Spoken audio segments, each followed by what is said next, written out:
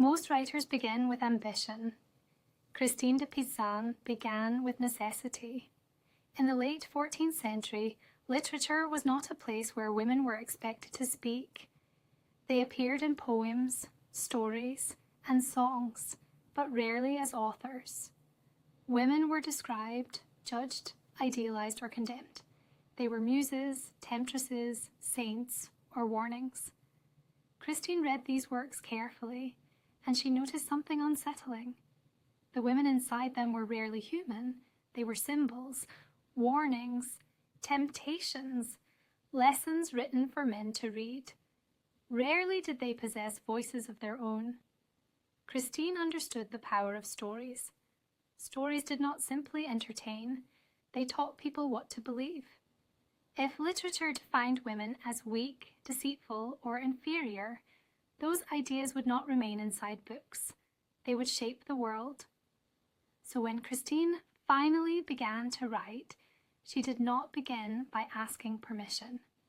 She began by answering.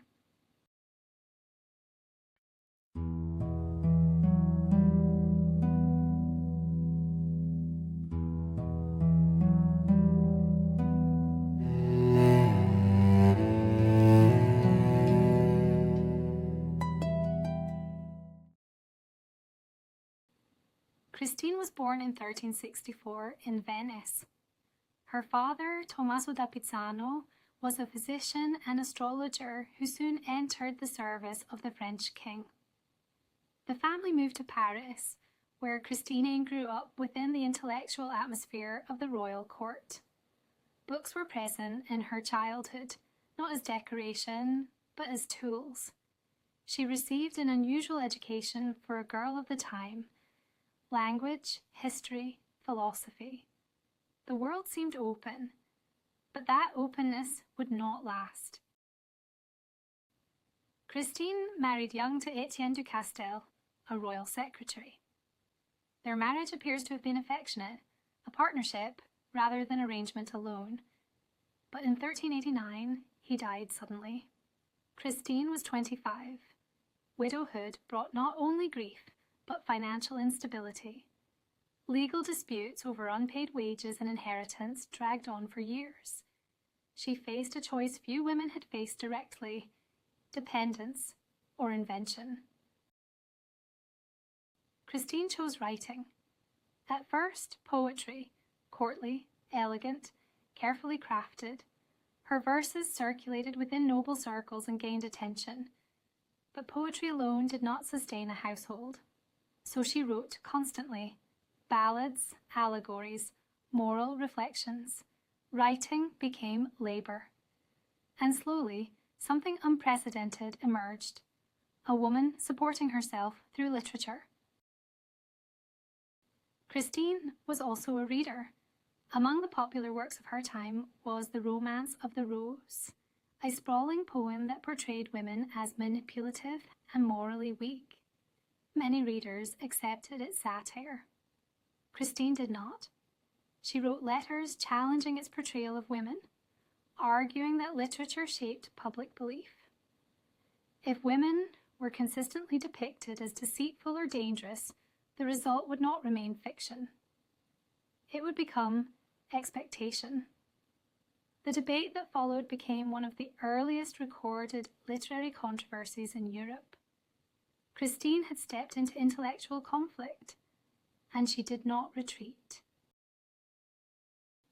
In 1405, Christine wrote her most enduring work, the Book of the City of Ladies.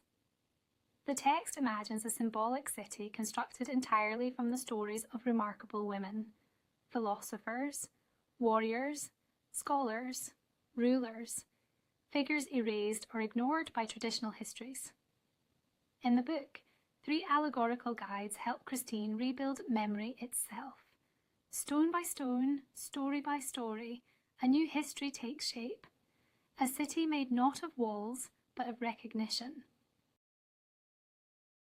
Christine's writing was not an isolated project. It was a profession.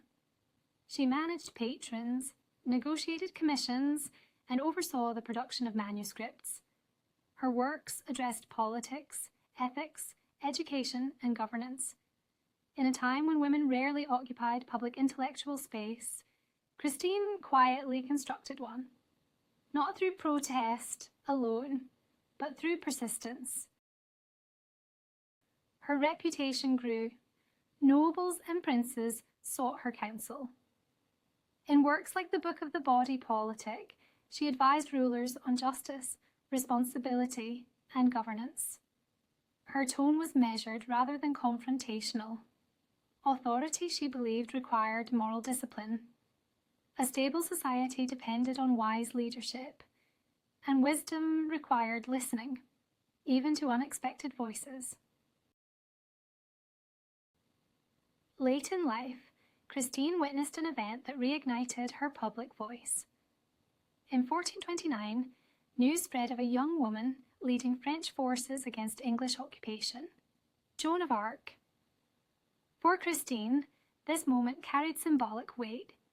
Here was living proof that courage and leadership were not confined by gender. She wrote a celebratory poem, one of the first literary tributes to Joan. After years of argument and defense, history itself had answered. Christine de Pizan died around 1430. She left behind dozens of works, poetry, political theory, moral philosophy, but her deeper legacy lies elsewhere. She proved that authorship could belong to women. That intellectual authority did not require silence, and that history could be rebuilt when its foundations were questioned. Some writers tell stories.